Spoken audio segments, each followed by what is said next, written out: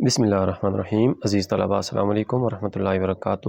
امید ہے آپ سب خیریت سے ہوں گے۔ ناظرین، آج ہم نے لکھنا سیکھنا ہے دال لکھنے کا طریقہ آج ہم نے سیکھنا ہے۔ دال لکھنے کے لیے آپ نے بیسک لائن سے اوپر والی جو لائن ہے، فرنٹ سے سیکنڈ لائن، اس لائن کے پاس تھوڑا سا اس لائن سے بے شک آپ اوپر چلے جائیں، یہاں پر آپ نے سوا قط بنانا ہے، ایک قط پورا، اور اس کے بعد کچھ تھوڑا سا سوا قط کے قریب آپ نے بنانا ہے۔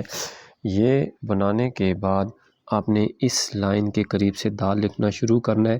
یہ جو ہم نے قط بنایا ہے تقریباً سوا قط، تو اس قط کے پیمائش کے اندر ہم نے گولائی بنانی ہے دال کی۔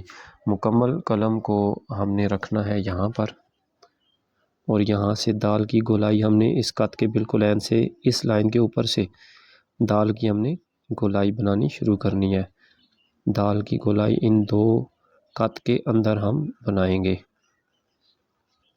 جب اس قط کے قریب ہم پہنچیں گے اپنی قلم کو روک لیں گے، اور اس کے بعد قلم کی نوک کو استعمال کرتے ہوئے نیچے کی طرف ہم نے جانا ہے۔ یہاں تک جانے کے بعد قلم کی نوک کے ذریعے دال کی ہم نے نوک بنانی ہے۔ اب اس دال کی ایک دو جگہ سے ہم نے اور پیمائشیں لینی ہیں، وہ بھی ہم لے لیتے ہیں۔ سب سے پہلے تو آپ یہاں پر جہاں سے آپ نے سٹارٹ لیا تھا، یہاں سے ایک پورا قط ہونا چاہیے، اور اس کے بعد دال کی اس نوک سے لے کر اس نوک تک کا فاصلہ تقریباً پونے 2 قط آپ کا ہونا چاہیے، اور دال کی گہرائی سے آپ کہہ سکتے ہیں یہ 1 قط ہونی چاہیے۔ دال کے اندر آپ کی قلم کی نوک بھی استعمال ہوتی ہے، اور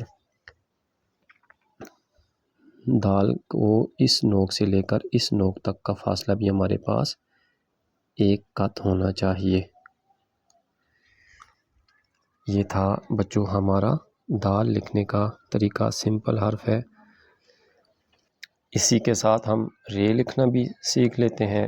رے لکھنے کے لیے آپ نے بالکل جس طرح دال کو لکھا ہے، دال کا نیچے والا حصہ، اگر دال کا سر آپ اوپر سے ختم کر دیں تو یہ رے کی شکل ہمیں دیتا ہے۔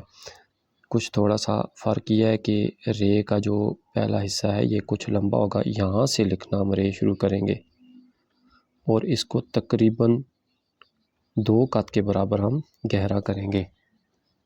جب ہمارا یہ 2 قط کمپلیٹ ہو جائے گا، ہم پیمائش لیتے ہیں یہاں سے 1 قط اور یہ 2 قط۔ جب ہمارے 2 قط کمپلیٹ ہو گئے تو ہم اسی طرح قلم کی نوک کو استعمال کرتے ہوئے رے کی گولائی بنائیں گے، اور رے نوک کے ساتھ ہی ہم رے کا نیچے والا حصہ بھی ہم بنائیں گے۔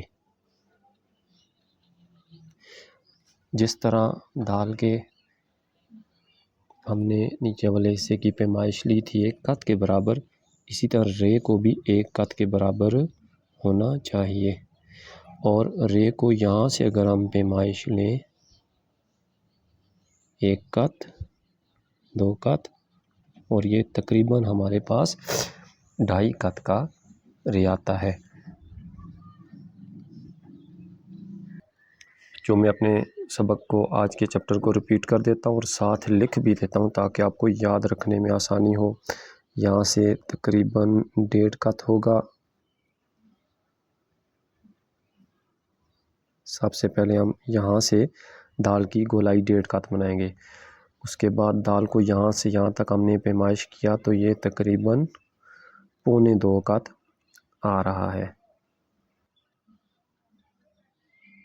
پونے 2 قط یہ ہم نے لیا۔ یہاں سے 1 قط، اور یہ دال کا جو فرش ہے یہ بھی 1 قط کے برابر ہوگا۔ اسی طرح میں رے کی پیمائشیں بھی لکھ دیتا ہوں۔ رے کو سب سے پہلے ہم نے یہاں سے پیمائش کر کے لیا تھا، یہ 2 قط آیا ہمارے پاس۔ اس کے بعد رے کا جو فرش ہے نیچے والا حصہ، یہ 1 قط کے برابر، اور یہاں سے یہاں تک رے 2.5 قط۔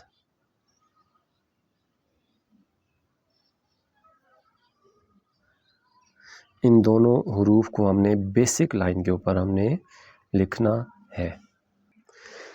یہ تھا بچوں ہمارا آج کا سبق۔ نیکسٹ کلاس تک اس کلاس کی آپ نے اچھے سے تیاری کرنی ہے۔ اگر آپ کے ذہن میں کوئی کوسچن ہو، کوئی آپ کو پیچیدگی نظر آ رہی ہو، ایسی بات جو آپ کو صحیح سمجھ نہ آ رہی ہو، تو آپ کمنٹ میں اپنا سوال پوچھ سکتے ہیں۔ انشاءاللہ آپ کے سوال کا جواب بھی دیا جائے گا۔ اگلی کلاس تک اجازت چاہتا ہوں۔ اللہ حافظ۔